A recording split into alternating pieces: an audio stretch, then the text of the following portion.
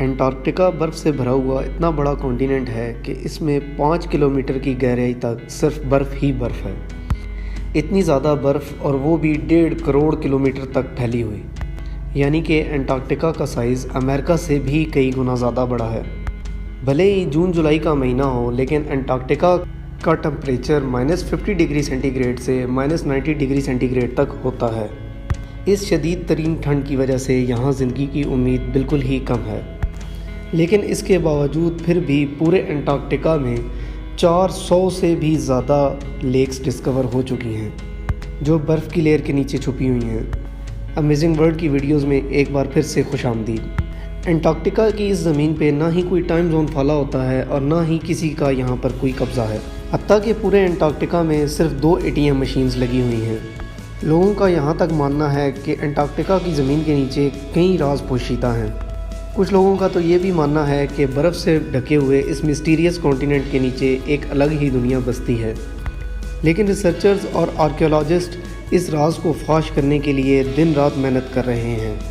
لیکن ریسرچرز نے یہاں پر چند ایسی چیزیں بھی دریافت کی ہیں جن کو دیکھ کر آج کل کی سائنسی دنیا بھی حیران رہ جاتی ہے، اور آج ہم اسی زمین کے نیچے سے دریافت ہونے والی چند ایسی چیزوں کے بارے میں باتیں کریں گے جن کے بارے میں سن کر آپ بالکل ہی حیران رہ جائیں گے۔ نمبر 8، 2009 میں ایک ڈسکوری نے ریسرچرز کے رونگٹے ہی کھڑے کر دیے جب ایک بلی کا ڈھانچہ انٹارکٹیکا کی زمین سے برآمد ہوا۔ اس میں حیران ہونے والی بات یہ نہیں تھی کہ یہ ڈھانچہ ایک بلی کا تھا، بلکہ حیران ہونے والی بات یہ تھی کہ یہ جس بلی کا ڈھانچہ تھا وہ انڈے دینے والی بلی تھی۔ جب ریسرچ لیبز میں اس بلی کے ڈھانچے پر مزید تحقیق کی گئی تو معلوم پڑا کہ یہ جانور قریباً 2 کروڑ 50 لاکھ سال پہلے اسی زمین پر پایا جاتا تھا۔ نمبر 7، 2014 میں سائنٹسٹ کو انٹارکٹیکا کی زمین کے اندر سے حیران کر دینے والی انسانی کھوپڑیاں ملی۔ پہلی حیرانی کی بات یہ تھی کہ انٹارکٹیکا کی زمین سے ملنے والی یہ پہلی انسانی کھوپڑیاں تھیں، اور دوسری حیرانی کی بات یہ تھی کہ ان کھوپڑیوں کی ایک مخصوص شیپ تھی۔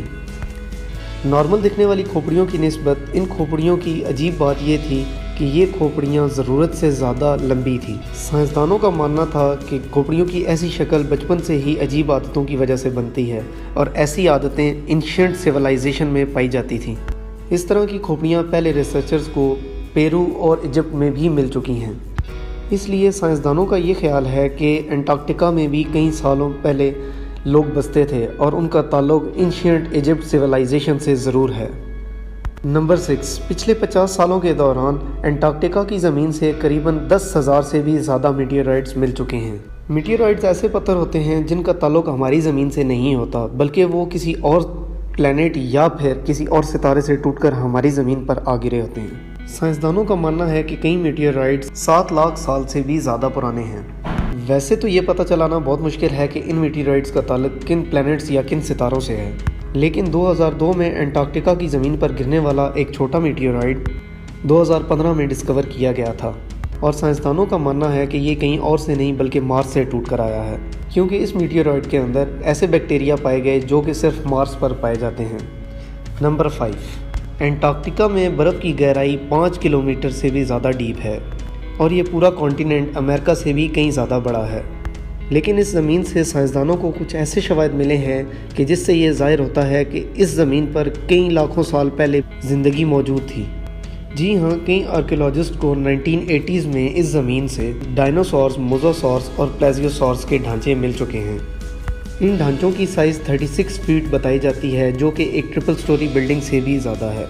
جب ان ڈھانچوں پر مزید تحقیق کی گئی تو معلوم پڑا کہ یہ ڈھانچے تقریباً 70 لاکھ سال سے بھی زیادہ پرانے ہیں۔ تبھی سے یہ اندازہ لگایا جاتا ہے کہ 70 لاکھ سال پہلے تک یہ زمین اور اس کے پہاڑ برف کی چادر سے ڈھکے ہونے کی بجائے گرینری سے ڈھکے ہوئے تھے۔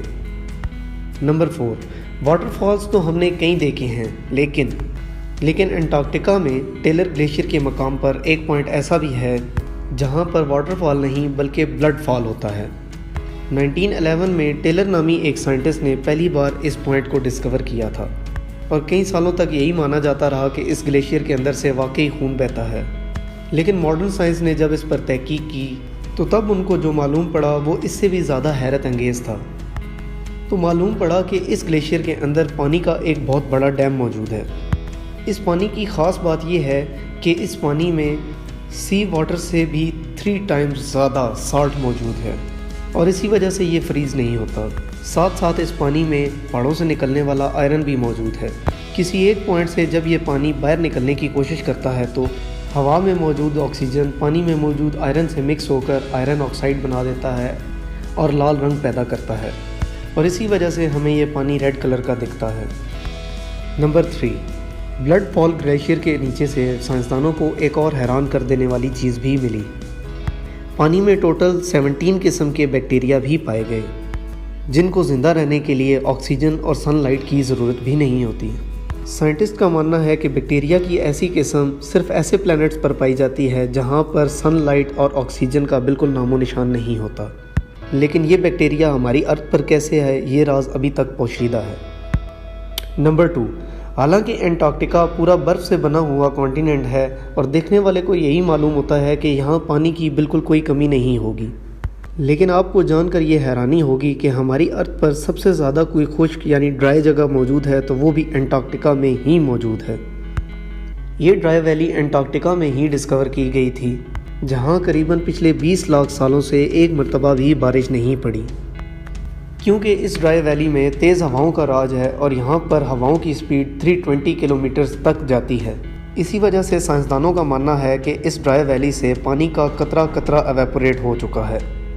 आपको साथ साथ ये भी बताते चलें कि अर्थ पर मौजूद इस ड्राई वैली का एटमॉस्फेयर लाखों किलोमीटर्स दूर मार्स प्लैनेट के एटमॉस्फेयर से काफ़ी हद तक मिलता जुलता है। इसीलिए नासा ने अपना रोबोट मार्स पर भेजने से पहले एंटार्क्टिका की इस ड्राई वैली में टेस्ट किया था। और अब देखते हैं नंबर 1। आर्कियोलॉजिस्ट की एक टीम को एंटार्क्टिका की ज़मीन के 1100 फीट नीचे की गहराई से एक खौफनाक मखलूक का ढांचा बरामद हुआ। ये पता लगाने के लिए कि ये ढांचा किस मखलूक का है कई एक्सपेरिमेंट्स किए गए, लेकिन हैरत अंगेज़ तौर पर इसका ढांचा किसी भी जानवर या किसी भी चीज़ से मैच नहीं हो सका।